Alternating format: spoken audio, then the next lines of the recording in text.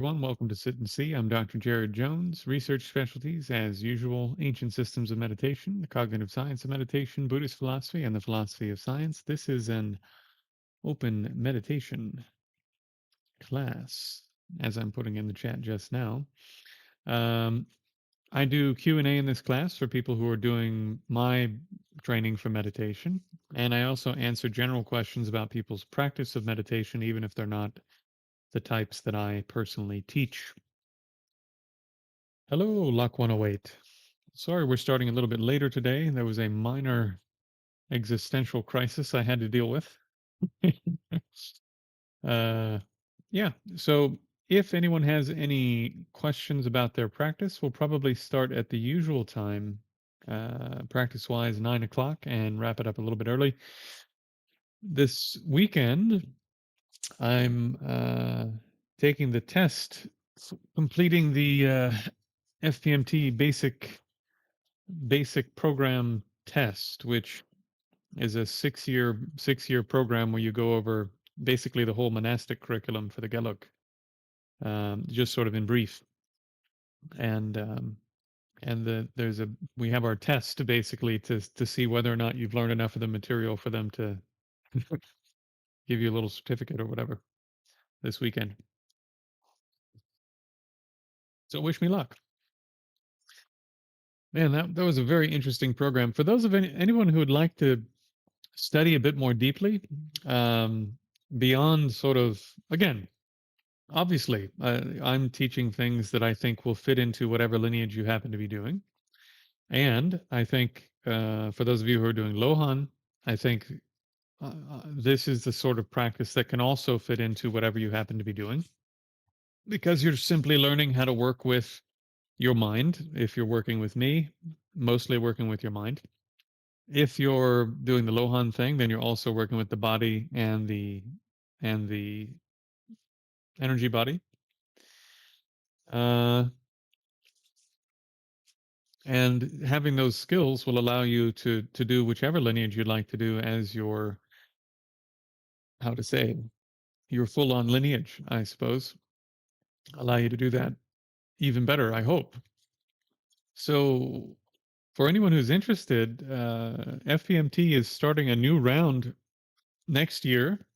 I think 2027, maybe May or something. Maybe a bit sooner, maybe March, somewhere between March and May.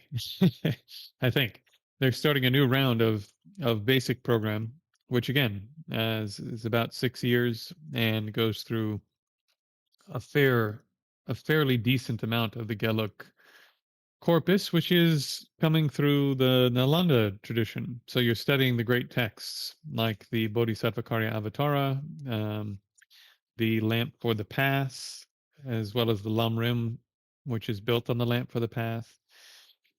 And you're studying mind and mental factors. So Buddhism has basically a cognitive psychological model that includes descriptions of mental states, how they function, what they do, where they fit in your training. And then they also have a description of cognitive events. So how is it that perception works? You know, what are the different kinds of objects that are relevant to describing the process of cognition and perception? And so these are, of course, if you're training sort of hardcore, let's say, these can be very, very useful things to know.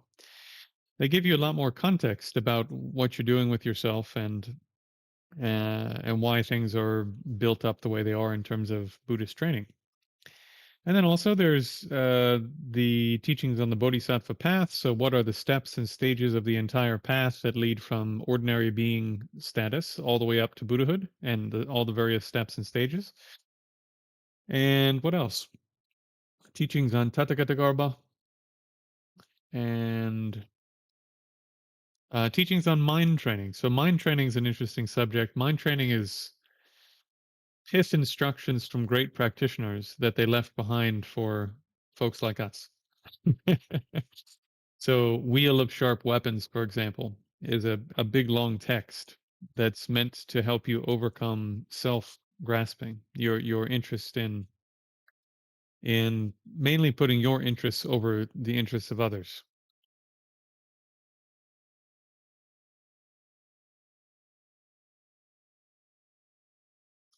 Yeah. So that was a very profound 6 years. I wish I had more time to put into it than I did. I was doing, if I had been working a normal job and then that was the only study I was doing, I could have put more into it. But I was doing my master's and my PhD at the same time, so I didn't get to put as much into it as I had hoped actually. But yeah, bit of luck. Hopefully we shall, with a bit of luck, pass the final exam for the basic program through FPMT. And then I think there's a couple more steps that I have to complete if I'd like to be certified as an assistant teacher with them. And then they have another program for those of you who are interested. They have another program called the Master's program, and that's like I think it's a full-time or a half-time study program where you spend, I can't remember what it is, but like 6 years again or something, and you're studying everything in much greater detail. So yeah, that's pretty incredible actually that they have those programs available for lay people. I hope I do. We shall see. You know, we shall see. I've been working on all this with you guys, uh, between 60 and 100 hours a week. I've finally, I think I have it down to about 60 hours a week now. But yeah, I haven't put as much into my studies even for the exam as I would like. But yeah, we'll see how I do.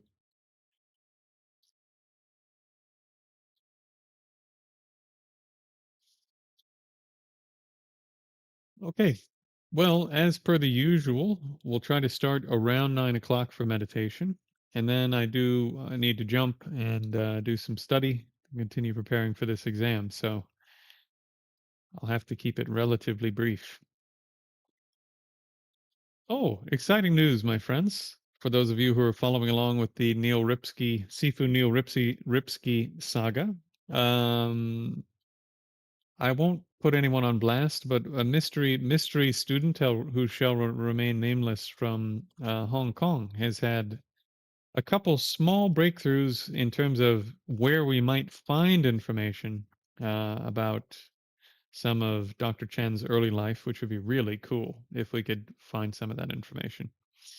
And Neil confirmed today that for October he's going to spend some time hanging out in the UK with me. So he's going to come out here. He's going to do some filming and just spend some time together in person and nail down some more details on the curriculum. And a couple of his senior students, I think, might come to Edinburgh while he's here and hang out and do some stuff with us too, which would be really cool. And what else? Uh, yeah, I don't want to say too much, but there's another organization we're talking to that may be really interested in Lohan Palm, and it would be kind of big if they were. But I'll give you guys more details as that story evolves, as it becomes more sort of tangible. It's not the sort of thing you want to sort of say anything specific about until it's here, but I'm too excited to not say anything at all. So a little bit, just wish me luck, even though you don't know what it is. Just wish the Lohan lineage some luck that it will carry on. Okay. So in terms of practice stuff, what's on my mind actually today is AI. There's been a lot of talk about how awesome AI is. I did a video a while back when that Korean monastery had a turn a robot into kind of a monk, I guess. I don't really know exactly what degree of whatever they gave to the robotic monk, but uh the how to say what's really interesting is if you go to ChatGPT and you start asking it really basic questions about stuff that it seems like would be way below its level in terms of understanding, it can't it can't do it. Like, like recently they corrected its ability to spell the word strawberry, and you go, okay, this system that can't even tell you how to spell words with any reliability, you want it to teach you the Dharma? It seems nuts to me. For those of you who don't know how large language learning models work, they're not actually artificial intelligence. They're basically a big math problem, and they don't even take words. They take chunks of words and they calculate the probability based upon a huge amount of data that if they arrange those chunks in a certain sequence, that a user will basically give them a thumbs up for that response.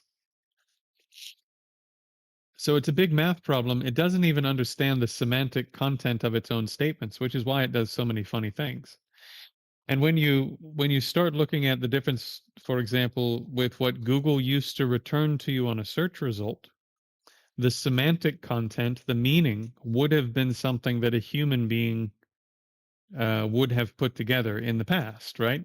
A human being would have thought something through, had a certain type of meaning in mind, and a search engine goes out and, again, based upon user feedback, basically says, oh, this response is the right layer of meaning that people want when they search for this sort of thing, right? Now, with a large language learning model, basically it takes words and it breaks them down into little chunks, and then it calculates the probability that if it puts those chunks in a certain order, you will respond positively to the order that they were put in. So this is why it hallucinates. It doesn't know, like the model isn't going to a sentence, for example, and saying this sentence has a certain meaning and that meaning is correct. It's saying that there's a probability that if I put this chunk here and this chunk here and this chunk here, that the user will report that this string of chunks of stuff is is is positive for them.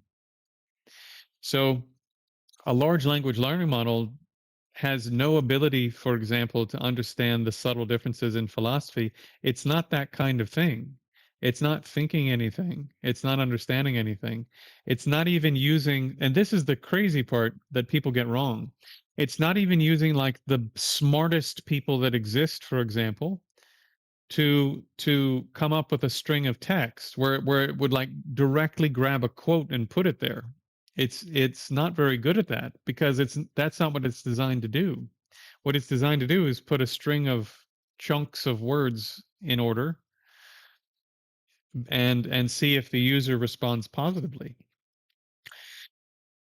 Yeah, I mean it's kind of mind-boggling that this is what people want to teach them meditation and give them financial advice and all sorts of things. It's really mind-boggling. It's not even drawing on the best of humanity. Think about this also.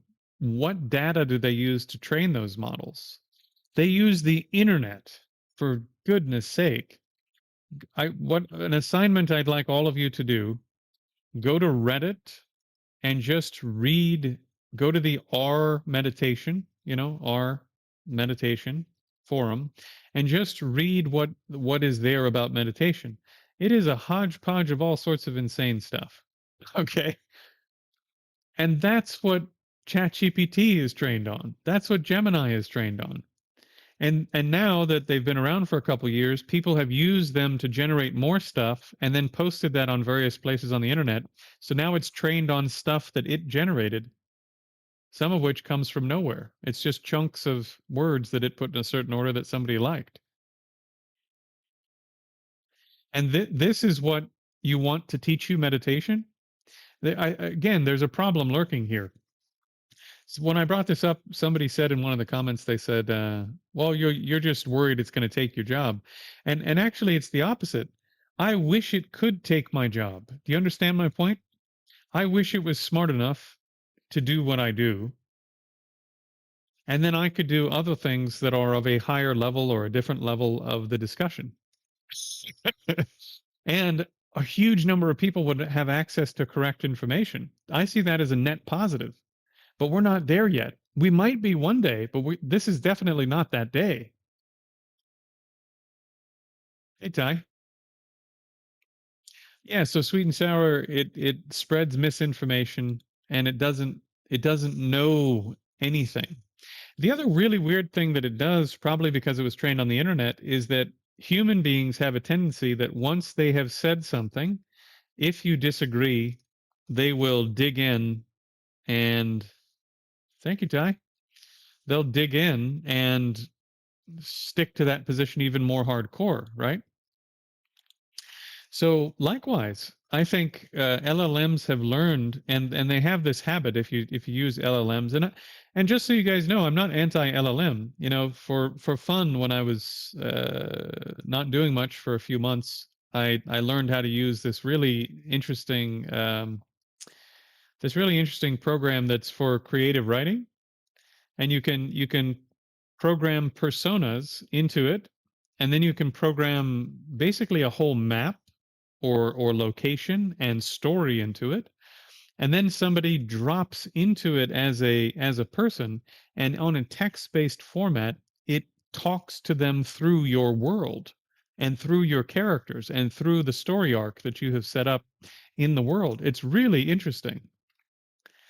It's like anyways, data daddy, good to see you.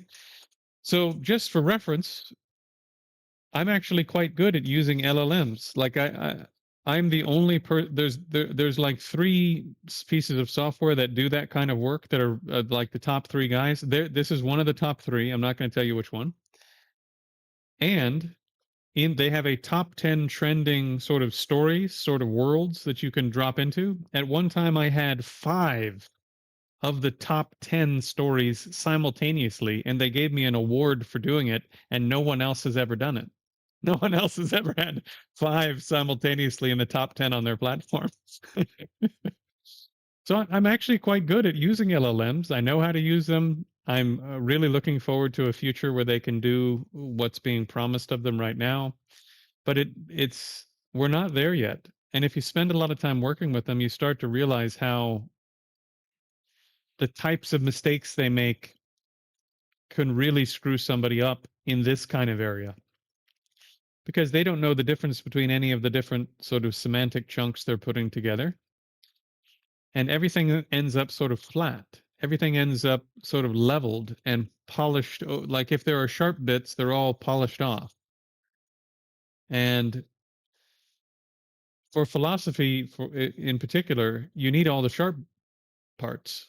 The sharp parts are what make it what it is. And I don't know how to describe it in quite the right way, but I mean, really, here's what you could do. If those of you who aren't convinced, just choose a subject where you know a huge amount about the subject, like your very best subject of any subject that you know, and then go talk to an LLM about it, like Gemini or ChatGPT or whatever, and talk about that with the LLM for 20 or 30 minutes. And you'll find that it kind of gets some of it right some of the time, but it makes these subtle mistakes and doesn't say it the right way and ends up going off in weird directions, and it doesn't really know what it's doing or what it's done, and it will gaslight you. Basically, if it was a person, it would be like a really toxic person, you know, and it'll be like, oh yeah, yeah, no, actually it really is like, and you're like, no, it's not, it's definitely not like that. Anyways, so I'm looking forward actually to a future where, for example, here's another great project, one of my many projects banging around in my head for those of you who were here for the last one.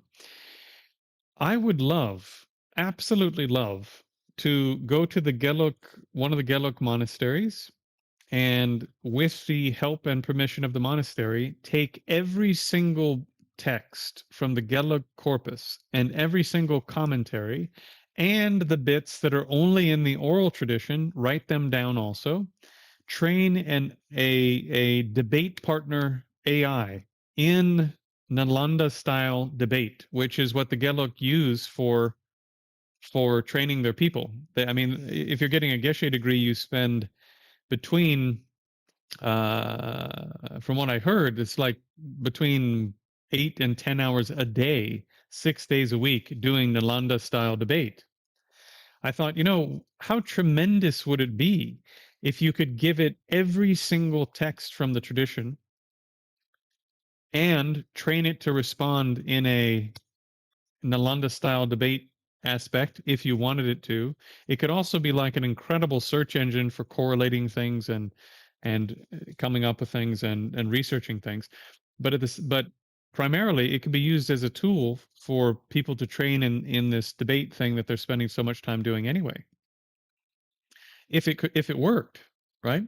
So you could train an AI that would not only be great for the monasteries, once you get it working through the monastery system and the higher ups go, yes, this is doing what it's supposed to be doing, then you can export it. Think about this. You can export it, and anybody who wants to interact with the Sarah J. Monastery Nalanda debate AI can basically has access to the entire Gela corpus to have a conversation with. What an incredible thing that would be if you could make it work. So I'm all for this technology once we can get it to work properly. The potential for this technology is astronomically high, but we're not there yet. Okay. Any so this is what I do when there's no questions. Okay, let's do some practice.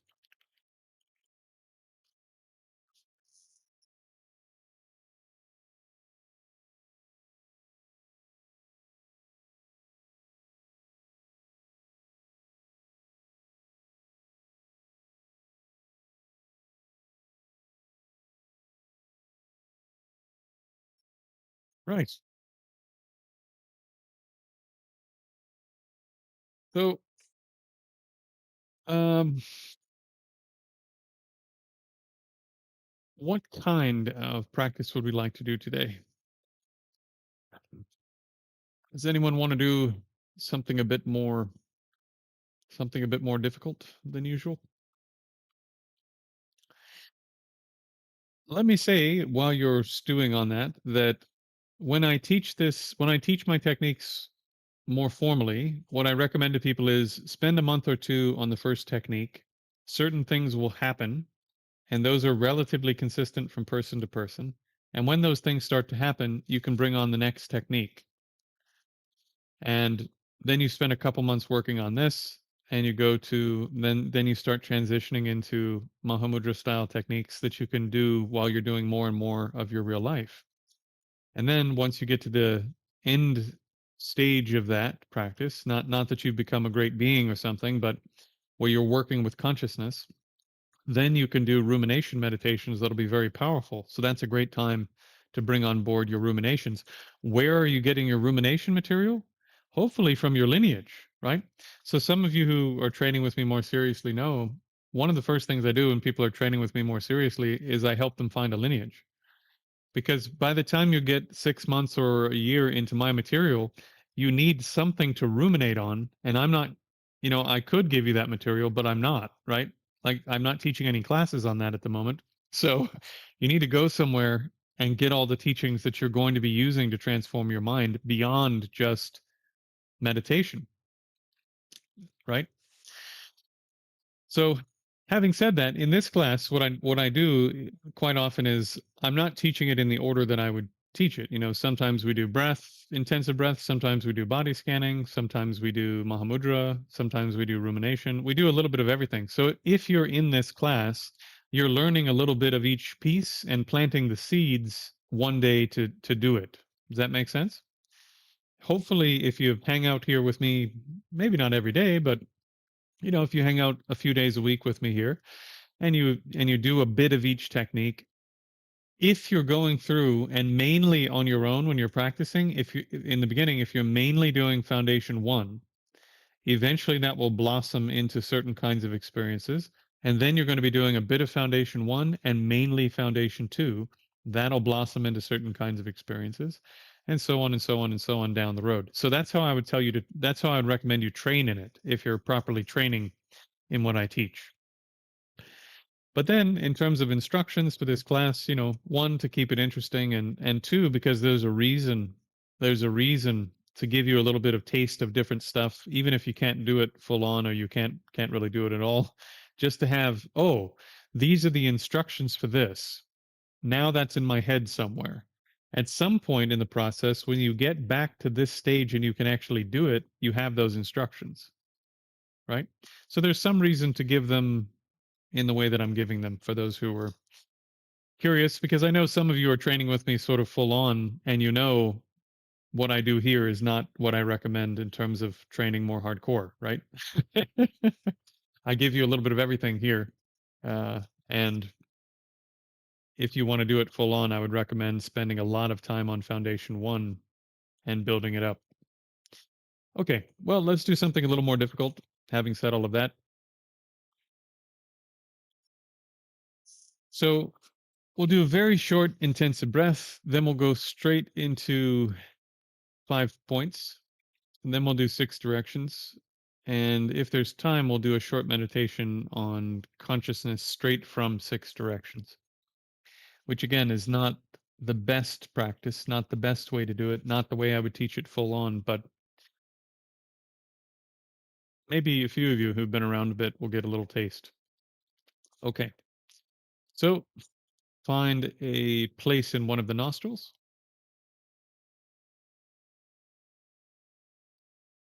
So bring the full intensity of the breath to a patch of skin inside one of the nostrils.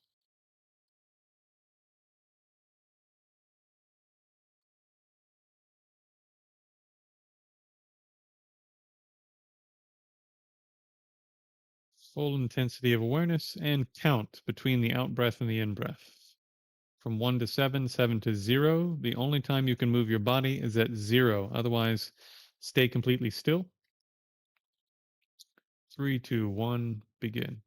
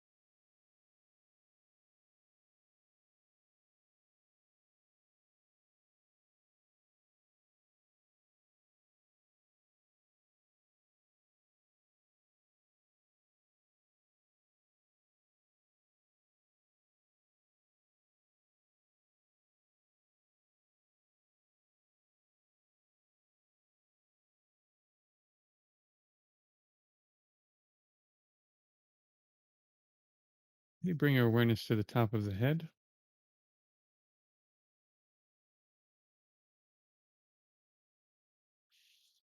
Stretch it to the hands. 3 points.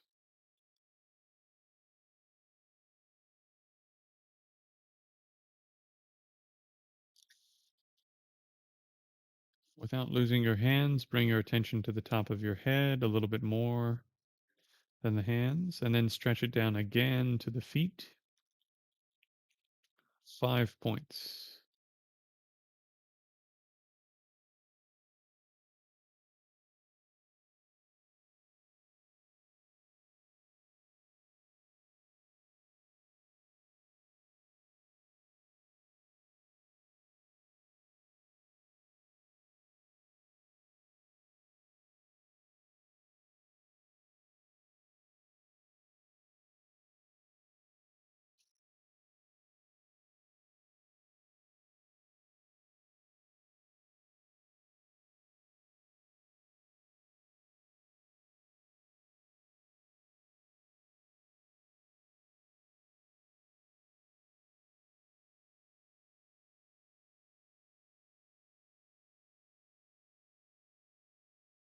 Releasing the 5 points, become aware of everything facing the front and the back in terms of your tactile body, your physical body. Not your vision, not your hearing, not smell, not taste, just the sense of touch. Without losing that, become aware of left and right.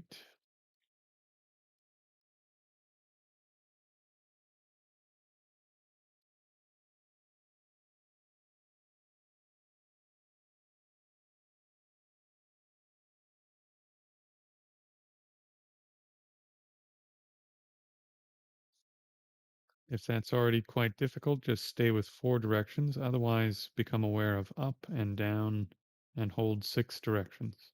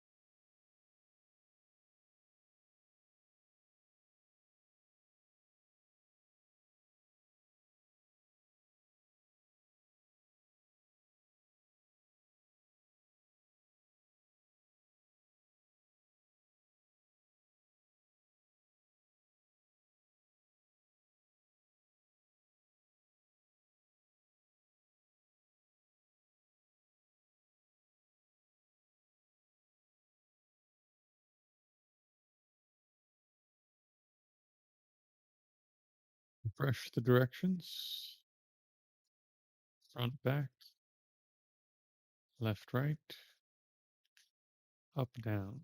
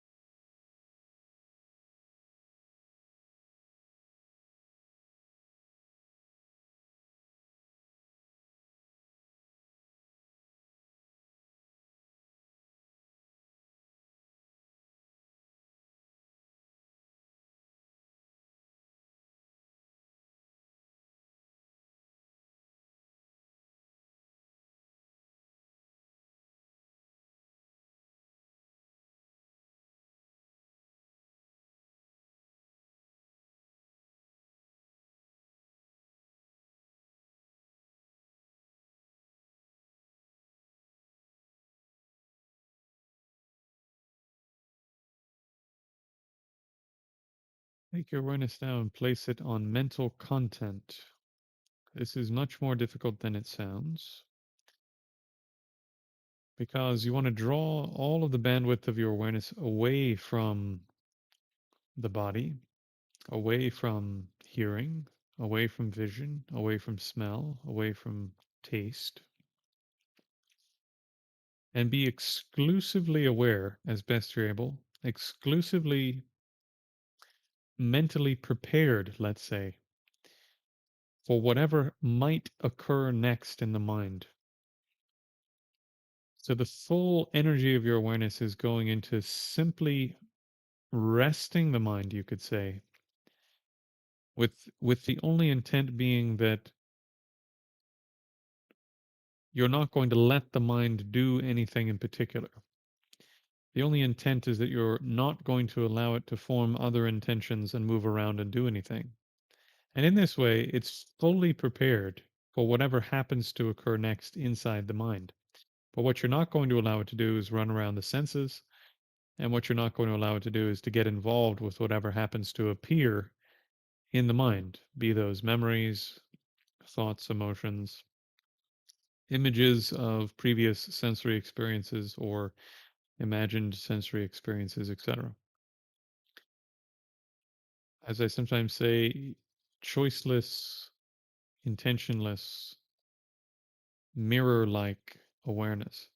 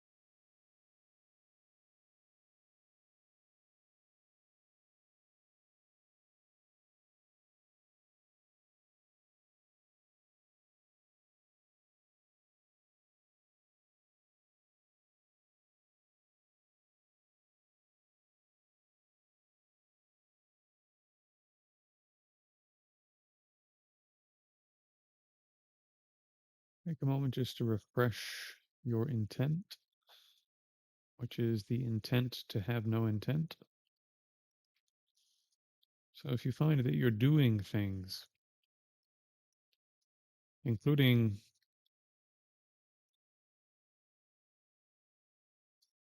adjusting the body, adjusting thoughts, becoming involved with thoughts, which is the term that's quite useful here is elaboration. For example, you might notice that you're having a negative thought, and then you think deliberately, oh, that's a bad thought. This is elaboration. Don't do that. Likewise, if you have a good thought, don't go, oh, that's a really good one. Whatever comes up, just be like a mirror. The mirror is just fully ready to reflect whatever happens to appear there. It's not going, the mirror doesn't do anything with what appears there. It doesn't care if a bomb goes off in the room or if the Dalai Lama walks into the room. The mirror is fully prepared to reflect absolute hell or heavenly beings. So, likewise, the fundamental properties of your consciousness are to generate experience and to know experience, or to be aware of experience. Everything else is elaboration. I'm being slightly too general, but in terms of instruction, this is really, really, really critical. Pull your awareness away from the senses as best you can and place it within the sphere of mind itself. And within the sphere of mind itself, just in a sense, wait. Just wait. Just wait. Be ready, but not actively ready, just there. Whatever happens to occur, you'll be aware of it. And that's it. It's much more difficult than it sounds, but give it one more try. Okay, begin.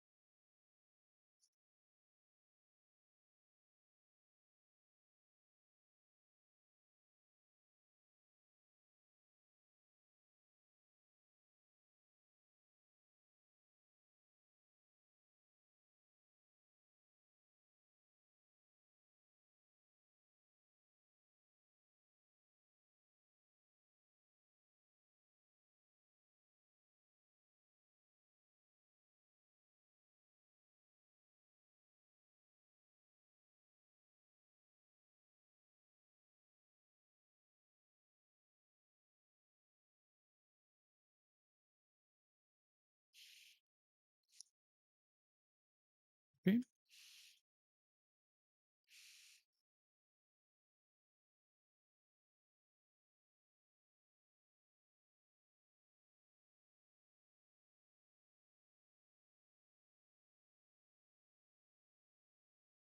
Hmm.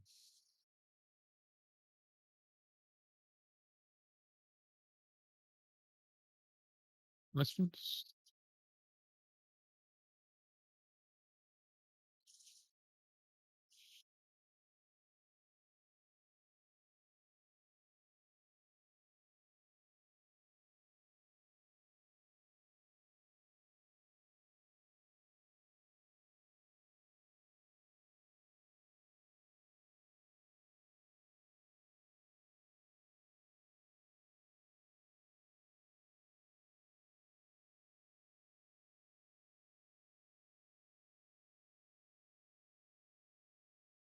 Hmm.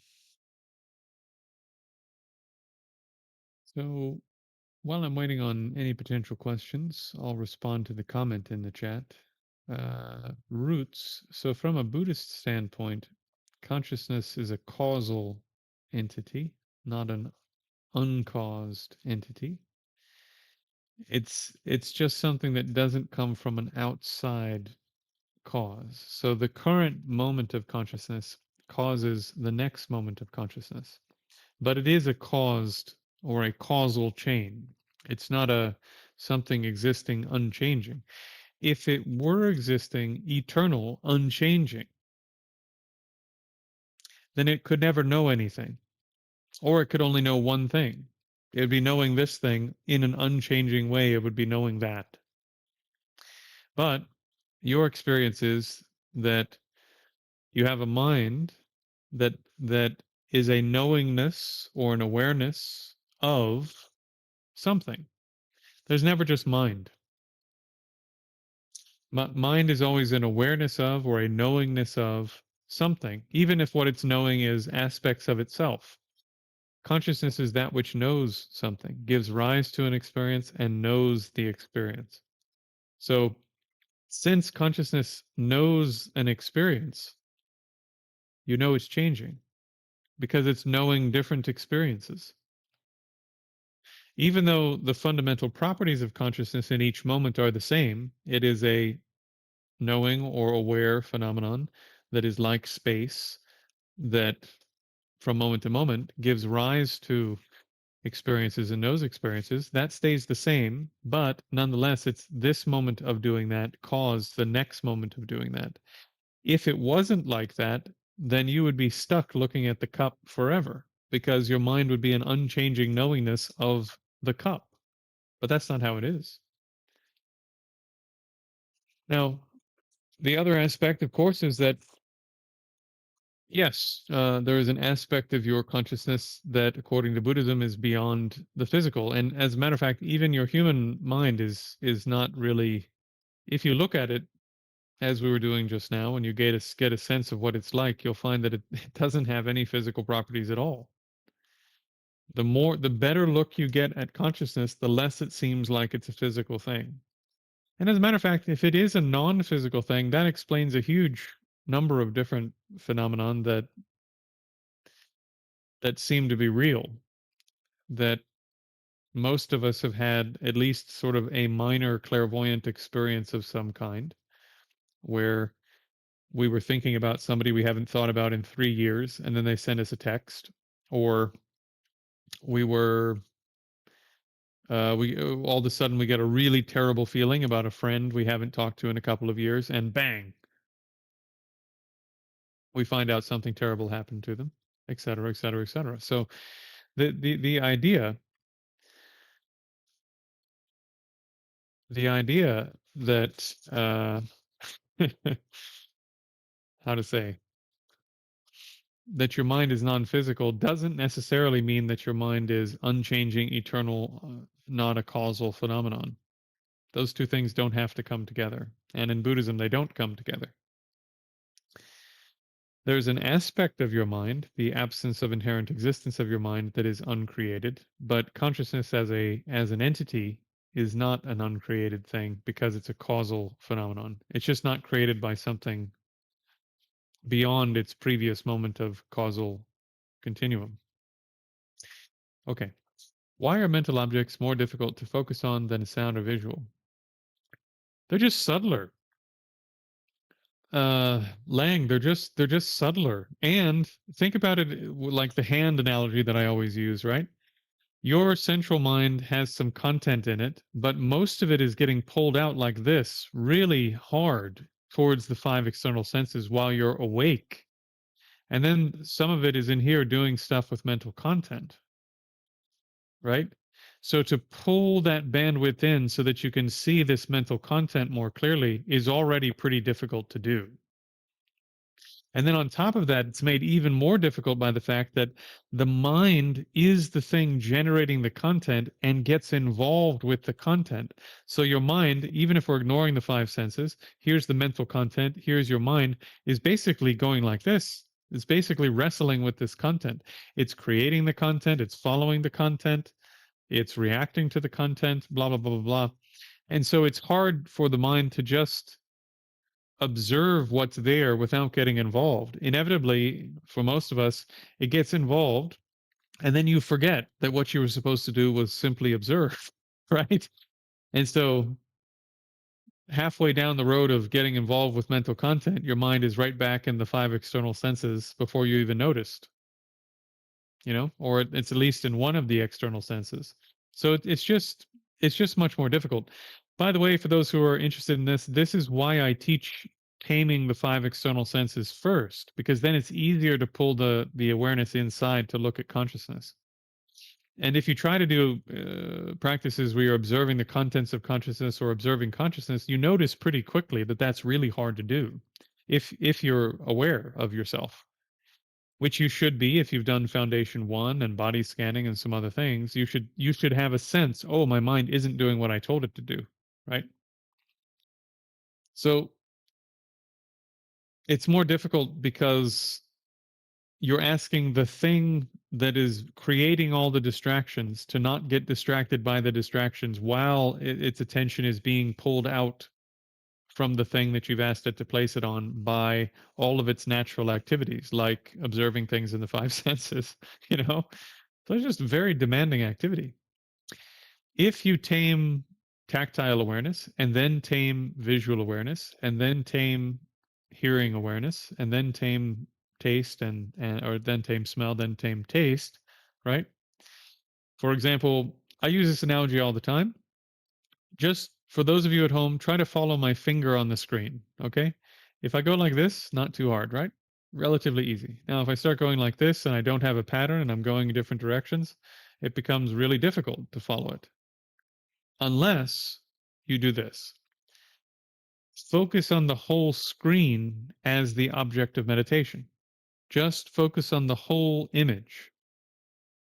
And it doesn't matter where my finger goes. Your mind doesn't have to move and it sees everything. It knows where my finger is. It knows where all 10 of my fingers is, as long as you don't get distracted by one thing and start following it around. So if you learn how to tame the visual awareness, the entirety of your visual field, so that your mind doesn't get drawn in by one object, right?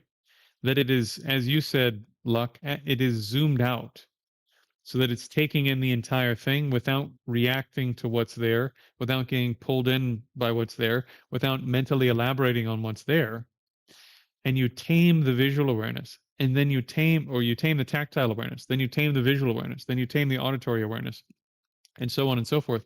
Now your mind is already relatively tame, maybe not perfect, but is starting to get tame, let's say, with the 5 external senses. So now when you say, hey mind, look at mental content instead, it can pull lots of additional bandwidth in like this, right?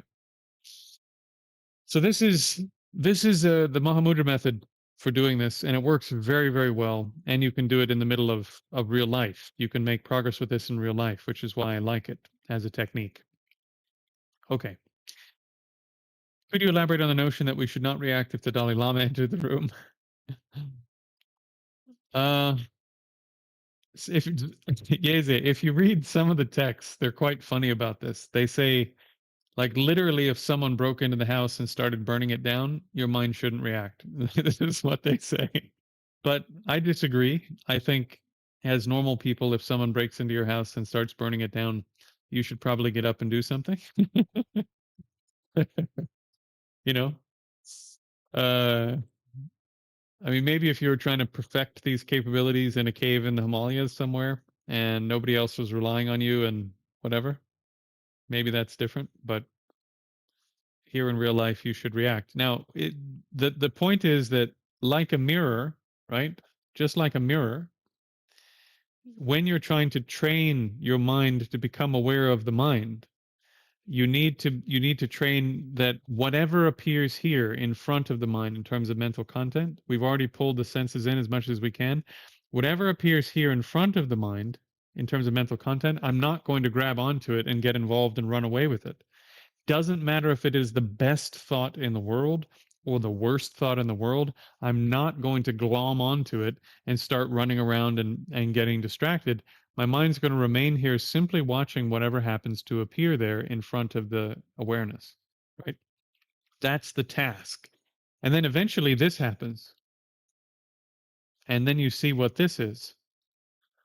This starts to drop away and you see what's behind what, because you were looking at this before and then it stops. And now all that's left is for the mind to be aware of what its own qualities are. Yeah. So that's a technique aspect. Obviously, in your ordinary life, you should treat the Dalai Lama different than you treat an axe murderer.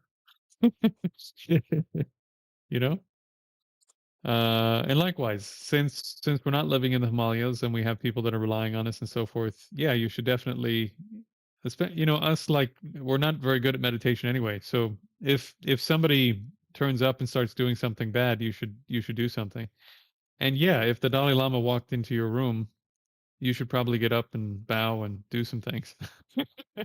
But if a mental image of the Dalai Lama appears to your mind, it should simply remain exactly the same as if a mental image of an axe murderer appeared. It doesn't matter what appears in front of the mind when you're trying to train your mind to not get involved with mental content. Mental content, not sensory content. Dalai Lama's over here in the real world amongst your five senses. We're talking about a mental image appearing in front of the mind. Okay? Okay. Sugar free.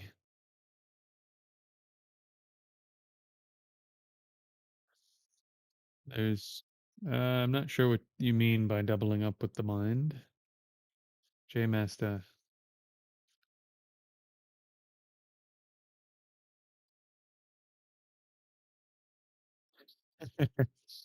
Yeah, J Master. This is one of those funny things, right? Somebody, one of the regulars who I don't think is here today, was doing this meditation, did a little bit of it in retreat with me, and then they sent me a message and they were like, "How do you know when you've arrived at the mind?" And I sort of said, "How indeed? How do you know?" The trouble is, when the mental content falls away, you go, where is this mind? What exactly is this thing that is generating this mental content in the first place? Where are you? What are you? And of course, all of that is mental content. But once that dies down too, because it will, right? I mean, that feeling of there's nothing there. What do I do next? Right? That'll also die down. That just sort of will naturally die down if you just carry on with the technique. Mind doesn't have a color. It doesn't have a shape. It doesn't have a particular location in space. It doesn't have a smell. It doesn't have a taste. It doesn't have a tactile sensation. No sound. So how do you identify it? It's subtle.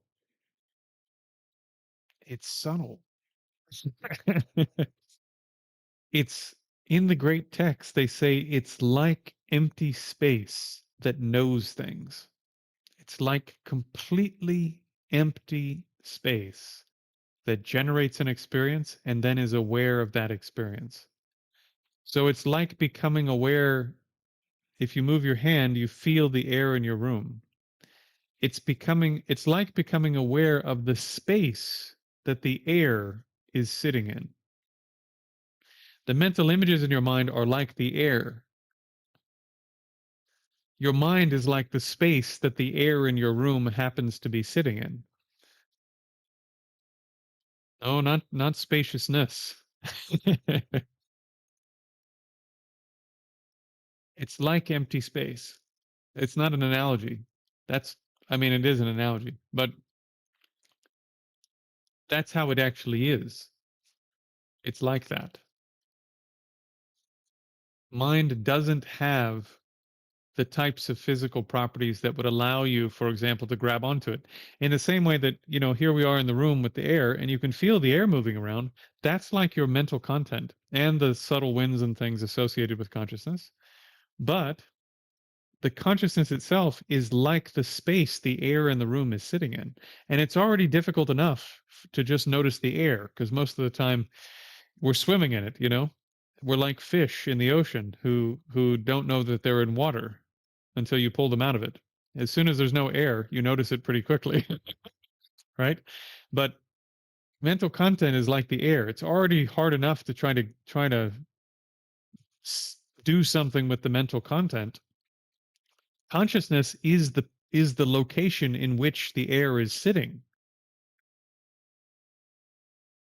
So when you stop the mental content from appearing, mind is already there knowing itself in whatever capacity it can, right? It's again, I hate to sort of pull an experience card because I really don't like it when people do that, but you kind of do have to get far enough along in the process that you can experience it because I don't know. To me, even me describing it, hearing myself talk about it, it sounds somehow not satisfying. If I imagine myself as someone who's not made it down the path of meditation very far, I don't find the answer very satisfying. But once you've trained, even in concentration on the breath, for those of you who have done some of my meditation on the breath, if you get a really, really, really powerful concentrated session, you might notice that it seems like your awareness goes from here and moves forward and ends up here, where the object and the mind seem to be in the same place. I don't know if any of you have had that experience. So you can get the sense that basically the awareness, the central awareness that you have, your I mean, even with tactile awareness, it's actually much more flexible. It can move around. The center of it can move around. But when you have some experiences of having a direct sense that consciousness is from at least from a subjective point of view, it's doesn't seem to be occurring in ordinary space in the way that we imagine it to be most of the time. I mean, I sometimes I say this, and I'm not sure it lands for people, but it seems like that with sensory consciousnesses also. Once you've trained them up, they don't actually seem to be, upon close inspection, of the consciousness, not the content. The consciousness doesn't seem to be abiding in space the same way that the contents of that consciousness are.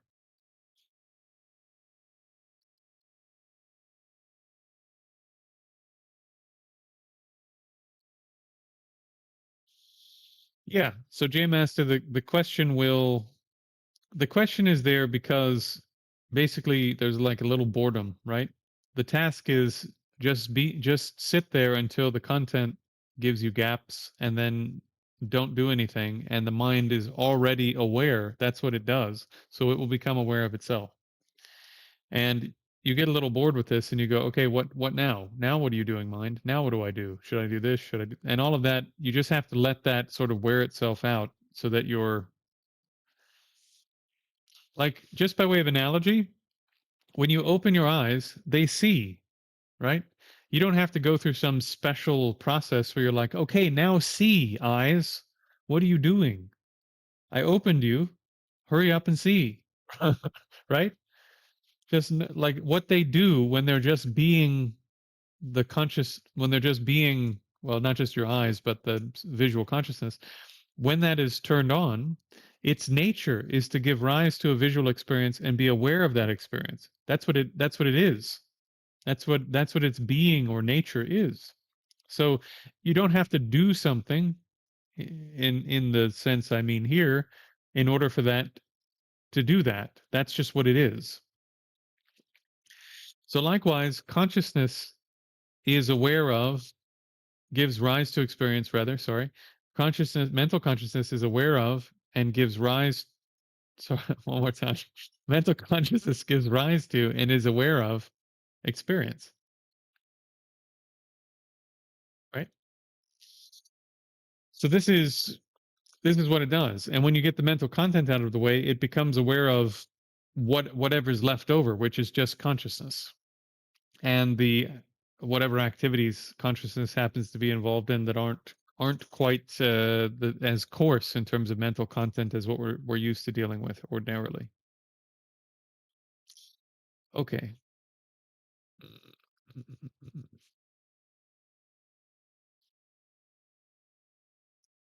But the feeling I might think is it is there in the head, but it's not. Yeah, some most of the time, unless you're raised in a culture where the mind is here, some people are raised in cultures where the mind is here. And they think, when they think I, me, my mind, they think here. This is where they place the mind. But most modern people who are trained to think that the brain is the mind, they put the mind here. This is where they put the center of their awareness, not here. They put it here. And I think that might actually be a cultural thing, not something I don't think having the center of awareness here is something that's universal. I think it's something that we're trained to do as a global modern culture, which is kind of interesting. But but no, your mind can actually move around. One of the secret things I suppose that I bake into my body scanning practice is that if you get really good at body scanning, the center of your awareness will move to where you have placed the mind for the body scan. So one of the skills I'm giving you without telling you that I'm giving you the skill is when you do body scanning properly, it's not like I'm over here and I'm looking at my hand with my awareness. The center of my awareness moves to my hand and is in a non-dual state of awareness. In other words, the awareness and the thing it's being aware of are occupying the same space. They're not I'm not pulling them apart. And I'm moving my mind through the body, right? So the center of my awareness is moving through my body. I'm not sitting over here going, "Yep, my hand's over there, my fingers are over there, the wrist is over there." The mind, the center of the mind is moving to where to the point where you're doing the scan. But once again, if I say too much of this stuff, then people imagine they're doing it and they make stuff up and they think they're having experiences that they're not having and all that. So it's better to not say as much and just give you the instructions and then it'll happen and then you'll go, "Oh, this thing happened when I was body scanning." And I'll go, "Yeah, that's what's supposed to happen." Right? Okay.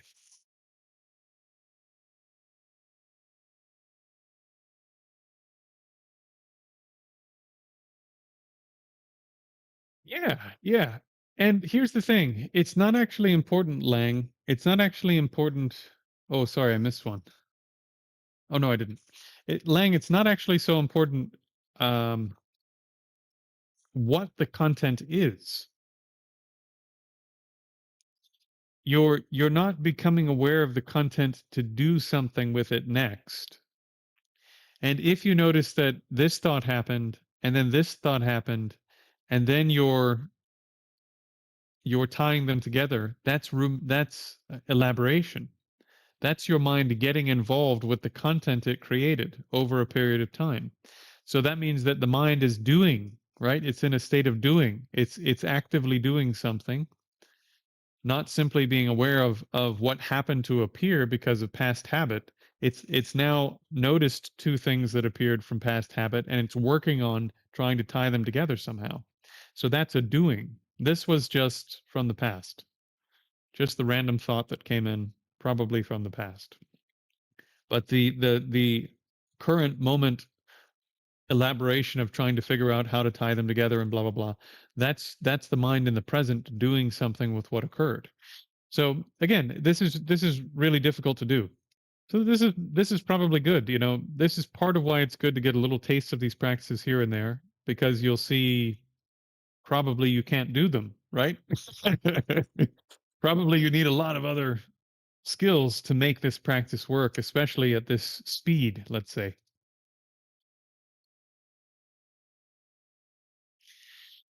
Yeah, Mark, a lot of cultures have the center of your mind here.